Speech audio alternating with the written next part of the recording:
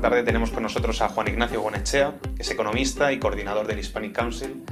El Hispanic Council, corrígeme si me equivoco, pero es un think tank cuya misión es rescatar, quizá del olvido, parte de las relaciones históricas y del legado entre Estados Unidos y España, las relaciones actuales también entre estos dos países, y rescatarnos quizá nosotros de la ignorancia de nuestra propia historia, porque es la nuestra, ¿verdad? Bueno, sí, en cierto modo siempre hablamos de fortalecer las relaciones de España a Estados Unidos, sobre todo a través del legado hispano, de la herencia cultural hispana de Estados Unidos y, evidentemente, entablando una conversación actual con la comunidad hispana también.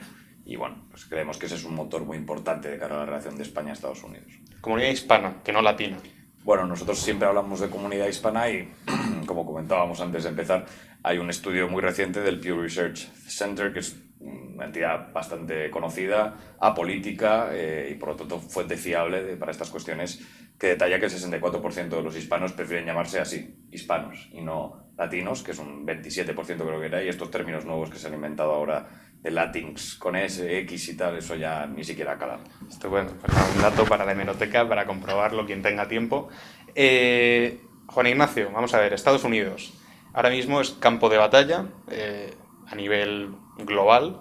El que tenga tiempo y energía pues está siguiendo al detalle pues todo lo que es la campaña presidencial, a la que parece que se dedican pues buena parte también de los mandatos presidenciales, ¿no? A la preparación de la siguiente campaña por parte del incumbente. Parece que siempre que vamos a elecciones, muy especialmente en Estados Unidos, van a marcar un punto de inflexión. Son las elecciones más importantes. Pasó, o era la sensación, en 2008, también lo fue desde luego en 2016, parece que en 2020, parece que en las últimas elecciones la polarización pues va increciendo, ¿no? Quizá también por motivo de la pandemia, que ahora hablaremos. Son las elecciones más importantes de nuestras vidas, quizás, de los últimos tiempos, y en su caso, ¿por qué? ¿Por qué no? Bueno, yo no me voy a mojar tanto, no voy a decir si son las elecciones más importantes, pero bueno, me parece que hay una reflexión que es obvia, ¿no? Que dentro del mundo occidental, del mundo libre, es el país más importante y lo ha sido los últimos, pues, fácilmente desde los años 50, ¿no? Y por lo tanto cualquier elección estadounidense tiene unas implicaciones globales que no tiene otras. O sea, yo no me imagino a los estadounidenses siguiendo con tanta emoción una elección de aquí, de España, ¿no? Y por lo tanto siempre son históricas en ese sentido, porque siempre van a marcar un rumbo que luego el mundo, sobre todo el mundo occidental y el mundo libre, va a seguir y va a mirar. Igual no siempre sigue, pero va a mirar. En este caso en concreto sí es cierto que tras una elección de 2016 muy sorprendente para muchos, donde irrumpió un fenómeno político como es Donald Trump, que cambió radicalmente la política estadounidense, eso es así.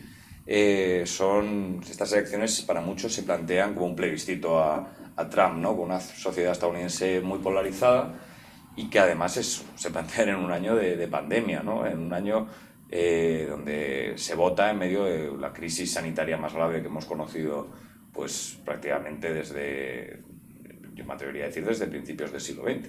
Y por lo tanto, sí, o sea, es una elección histórica en el sentido de que votar en una pandemia, votar en una sociedad tan polarizada y votar con la imagen de hace 4 años con Trump, cuando nadie le daba presidente, ver qué sucede ahora tras 4 años de mandato, en todo eso a mí me parece un momento histórico. La polarización a la que haces referencia viene de antes, viene especialmente de Trump, aunque Trump no solo es causa, sino también consecuencia de esa polarización.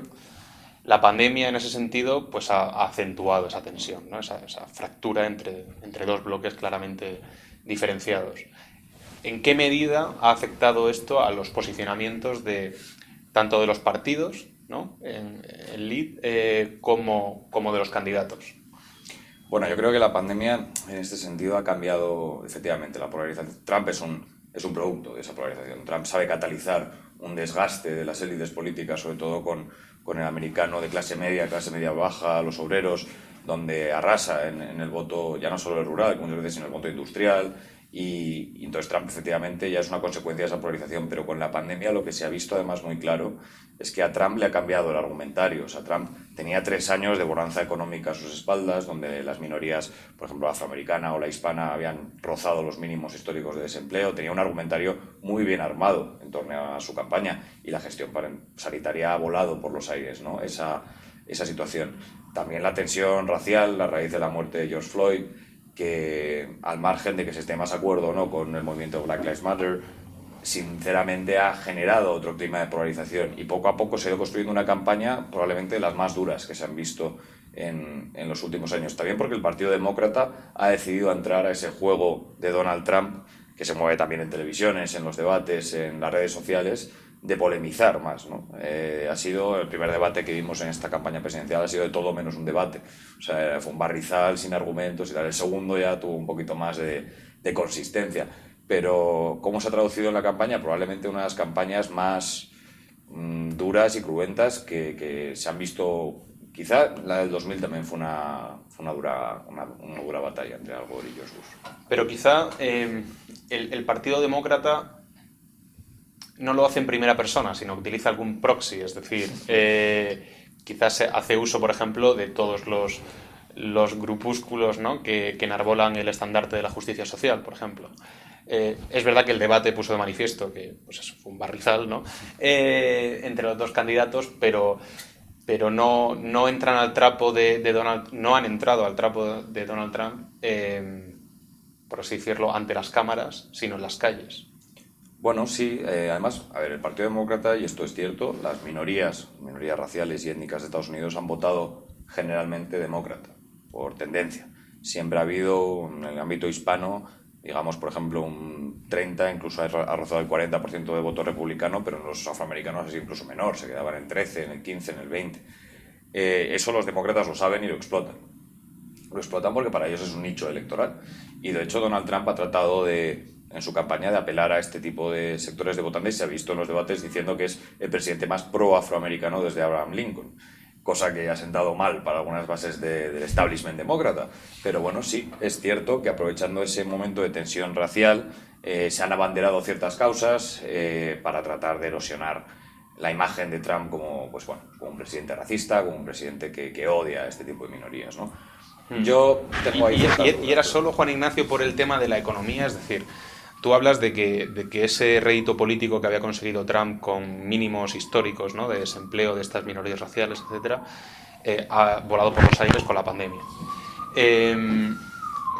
Por ejemplo, tenemos a Steve Bannon, que en 2017 escribía, al margen de que uno esté de acuerdo o no con su diagnóstico, que este movimiento nacional populista vivía especialmente, o principalmente, mejor dicho, del odio y del miedo.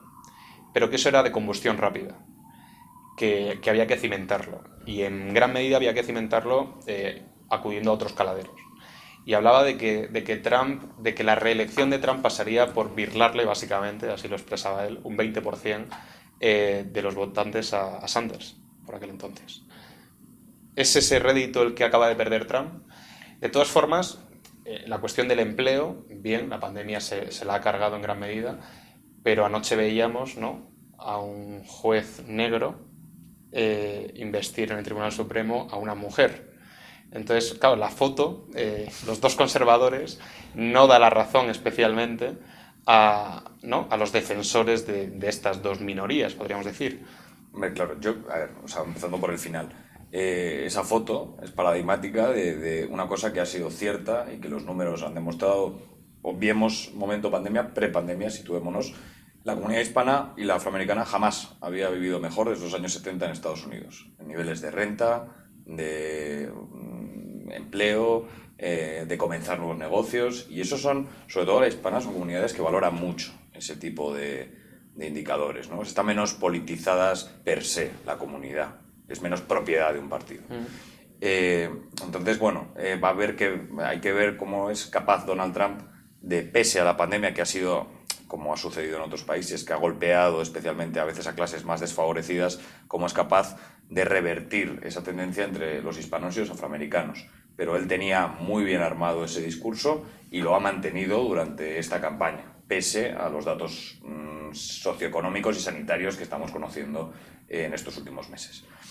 La pregunta que me realizaba sobre los votantes de Sanders a mí no me parece una teoría nada descabellada, ¿no? Porque al fin y al cabo es un trasvase de voto de un votante muy desencantado, de un votante a veces incluso antisistema, ¿no? Que un candidato como Biden nosotros escribimos un artículo diciendo ¿será Biden capaz de convencer al electorado de Sanders? O sea, Biden llega a la nominación a la Casa Blanca después de que todos los candidatos en las primarias le apoyen. y no a Sanders. Habría que haber visto qué pasaba sin ese apoyo abrumador del resto de candidatos. O sea, ha habido una especie de pacto tácito en abracemos a Biden porque no queremos a Sanders. Como ya pasó, menos, pero con Hillary Clinton. Es decir, se ha vuelto a poner un candidato del establishment, demócrata.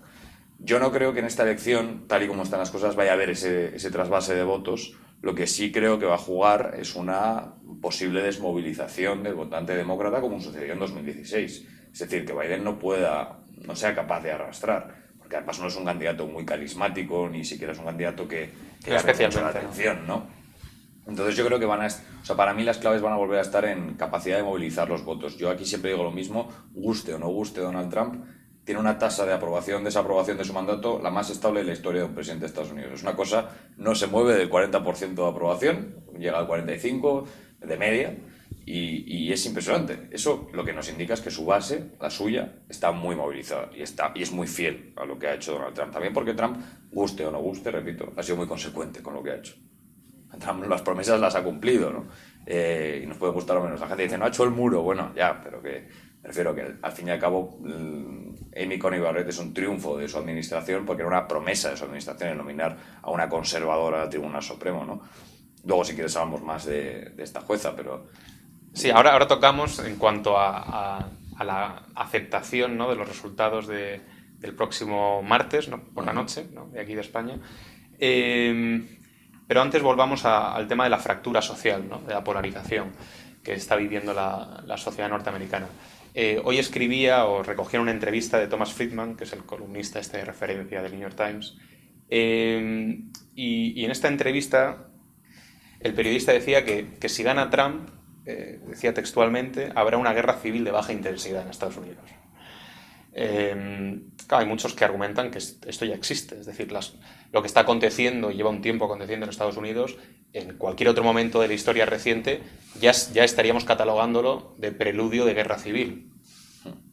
Bueno, en mi opinión quizás es un poco exagerado el titular, pero bueno, sí es cierto que tal y como... O sea, aquí cabe distinguir dos cosas. Me gustaría dejar muy clara una, que es que Estados Unidos, si por algo se ha caracterizado, es por traspasos de poderes limpios, elegantes incluso. O sea, el propio Bush padre a Clinton hay una anécdota que le deja una firma en el despacho Oval diciéndole que él hace 4 años sintió el mismo honor que era estar sentado ahí, que esperaba, que rezaba por él, porque lo que él hiciera bien por América sería bueno para todos. Bueno, pues ese tipo de anécdotas han caracterizado a la política americana y yo creo que es bueno que siguiera sucediendo, porque yo creo que para muchos el modelo estadounidense es un modelo a seguir. ¿Qué pasa en esta elección? Trump se ha encargado, digamos, de durante mucho tiempo alimentar la polémica alrededor del voto anticipado y del voto por correo. Y es cierto que... Te refieres al problema de recuento. Exacto. O sea que se está produciendo una avalancha masiva, también por la situación creada por la pandemia, de voto anticipado y de voto por correo. Y un 60%. En algunos estados sí.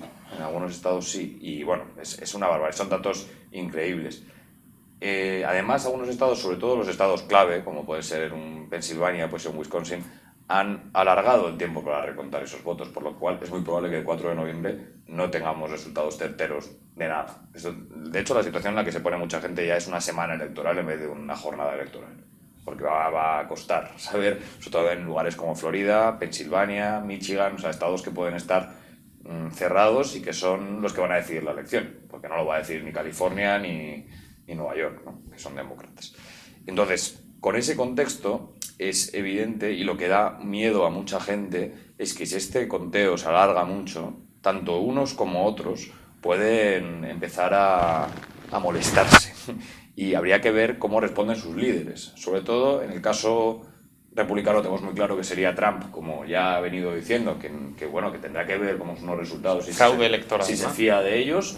Y en la parte demócrata, y un poco en la línea de lo que comentabas, las bases más radicalizadas, que ya hemos visto, que en plena pandemia no ha tenido problemas en salir a la calle a arrasar con muchas cosas, pues veremos si vuelve a ocurrir, ¿no? Y ese clima de una presión muy grande a nivel político con, bueno, ya no solo al presidente, evidentemente, pero a los jueces, que muchas veces son los encargados de dirimir resultados electorales, como pasó con Bush contra Gore en Florida, que fue un tribunal quien al final decidió por, no sé si fue un voto al final, o sea, que decidió el Estado y la presidencia.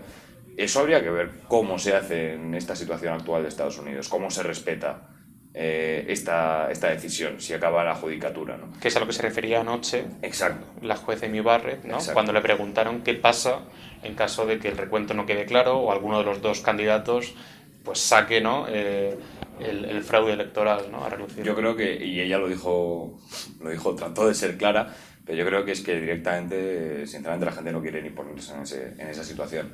Si seguimos los medios de comunicación estadounidenses, se escriben argumentos para uno o para otro lado. Si debería ser el presidente entrante, si va ganando, el que tome la decisión de... O sea, ¿quién toma la decisión, ¿no? Imagínate que va ganando Biden.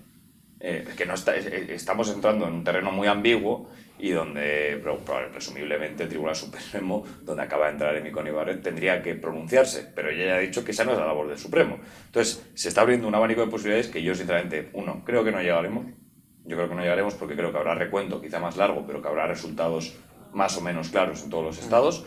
Y en caso de llegar, es un terreno desconocido y que abriría la puerta, yo creo, un poco una caja de Pandora que guerra civil, quizás catalogalizarla mucho, ¿no?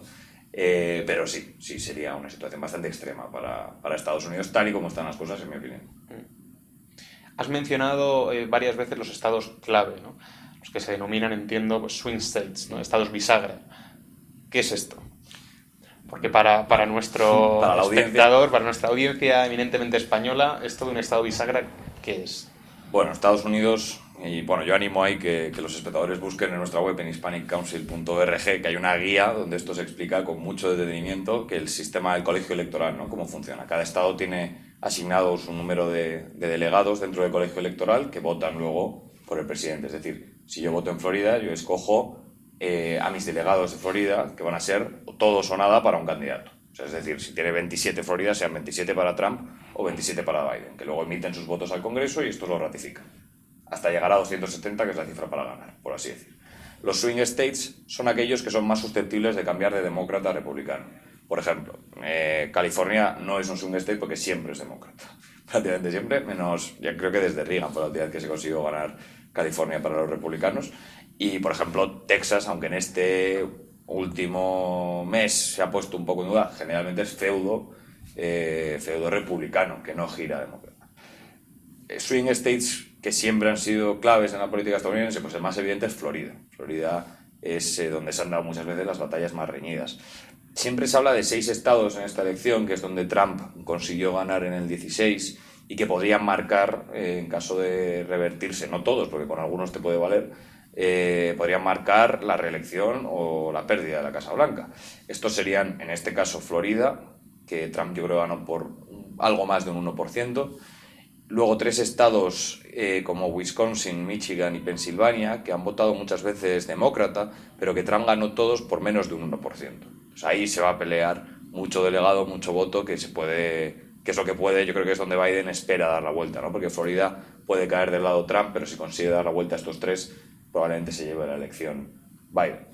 Y luego la gente habla de Arizona. Arizona es un estado eminentemente republicano, Trump ganó con un 3%, pero sí es cierto que los cambios demográficos, con una inmigración hispana importante, con mucho mexicano demócrata, y una población muy joven que ha accedido al derecho al voto en estos 4 años, puede dar la vuelta a este estado, ¿no?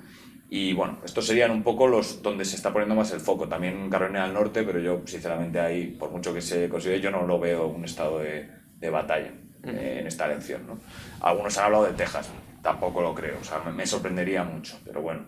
Entonces, al fin y al cabo, va a estar, todo el mundo piensa que va a estar entre esos 6, 7 estados que, repito, no hace falta ganar los 6, o sea, que igual a Trump le vale con sumar Pensilvania, Florida, Arizona. Sí, alguno de ellos. Hay muchas webs que te dejan hacer las sumas y si se quedan con esos 6 estados, pues puede ser... Pues yo creo que ahí estará la clave. No te voy a preguntar por tu apuesta personal. No vaya a ser. Tampoco te la iba a decir. No vaya a ser que nos equivoquemos. Sí que te quería preguntar por el voto hispano. En general por el hispano estadounidense, ¿no? Todos estadounidenses, pero muchos con ascendencias muy distintas, ¿no? Yo creo que se les mete todos en un mismo saco, pero poco tiene que ver, pues quizá un hispano de ascendencia cubana, puertorriqueña, tampoco entre ellos, quizá más proclives a un republicanismo o un conservadurismo en comparación con un mexicano, por ejemplo, o de ascendencia mexicana, ¿no? Las rivalidades entre ellos y también las distinciones en cuanto a voto, nos estamos refiriendo, o afinidad política entre primera generación, segunda generación, etc. Bueno, yo creo, a ver, el votante hispano, muchas veces se plantea al votante hispano como un grupo monolítico, que siempre es demócrata y tal.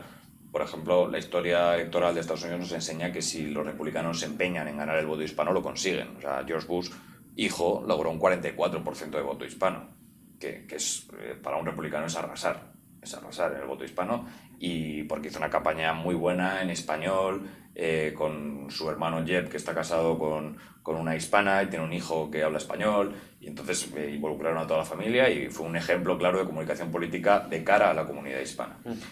El votante hispano, efectivamente, en función de su ascendencia, cambia mucho. O sea, Florida, por ejemplo, los cubanos emigrados en Florida son muy pro-republicanos porque evidentemente huyen del régimen castrista y además los republicanos se empeñan en recogerlos cuando llegan. Eso es interesante, ¿no? Que les afilien a los partidos y los integran en las comunidades. Si entramos, digamos, por la zona de Texas, todavía tienen un deje republicano porque Texas es eminentemente republicana, pero ya a medida que nos vamos a la costa oeste, el perfil del votante hispano sí que es mucho más demócrata. Luego hay que tener en cuenta que hay mucho hispano, o sea, para hacernos una idea, Estados Unidos tiene 60 millones de hispanos aproximadamente, 32 de ellos con derecho a voto. Ya en esta elección serán la minoría étnica con más porcentaje de voto dentro del país. Han superado a la comunidad afroamericana, digamos. Muchos de ellos están concentrados, por ejemplo, en Nueva York. Hemos hablado antes de los swing states. Nueva York siempre va a ser prácticamente demócrata. Entonces, ya te puedes quitar 2 millones de hispanos cuyo voto dentro de Nueva York no va a contar realmente. ¿Qué quiero decir que no va a contar? Quiero decir que no van a tener una importancia trascendental en el resultado de la elección. Claro. Lo mismo que ocurre en California, que va a ser un estado demócrata. ¿Dónde van a jugar los hispanos? ¿De dónde pueden jugar los hispanos? En Arizona, como hemos comentado antes. En Florida, sin duda. Y en Texas, si realmente hubiera una movilización hispana muy fuerte a favor de los demócratas, yo creo que en esta elección todavía no, pero en 10 años vista habría que plantearse si Texas puede cambiar de bando, ¿no? Pero hay que movilizar mucho a la comunidad hispana, porque la comunidad hispana, otra de sus características es que no participa en las elecciones. Es una población con muy baja tasa de participación. Eso es una cosa que sobre todo los demócratas han empeñado en tratar de revitalizar, ¿no? Luego, el capítulo del idioma. Aunque el español cada vez está más presente en las campañas de Estados Unidos, es cierto que los hispanos de tercera, cuarta generación, que ya los hay, muchos, también hay estudios de cómo están dejando de utilizar el español. Entonces, bueno, ahí hay una variable importante, pero lo que se ve es que año a año cada vez hay más recursos en español para hispanos para que voten. Y la campaña de Trump, por muy que algunos la cataloguen de antihispana y de antiespañol, utiliza también el español en su comunicación porque son conscientes de que no pueden dejar esa porción de votantes. No se la juegan. Exacto. Entonces, bueno, a mí personalmente, ya por nuestra labor profesional también, pues es un sector que nos interesa especialmente. Pero yo creo que hay estados como Florida y Arizona sobre todo, y luego en zonas, si nos vamos a Pensilvania, por ejemplo, con zonas industriales importantes donde también hay comunidad hispana, sí que pueden jugar un papel, ¿no? Pero bueno, yo creo que hay que ser prudente siempre con el voto hispano para luego no llevarse... ¿Va a ser determinante? Pues, bueno, veremos. Si salen de casa y votan, sí. Exacto, veremos. Eso es una... Y bueno, yo sí siempre digo lo mismo, que no lo veamos como estos son demócratas, ¿no? O sea, cuando ha habido ejemplos buenos de apelar a ese voto, yo creo que lo pueden conseguir. Casi nada, pues yo creo que no nos dejamos nada en el tintero. ¿Alguna otra cosa que se nos escape y haya que mencionar antes de la jornada electoral o la semana electoral? Que todo puede ser. Yo creo que vamos camino a la semana electoral.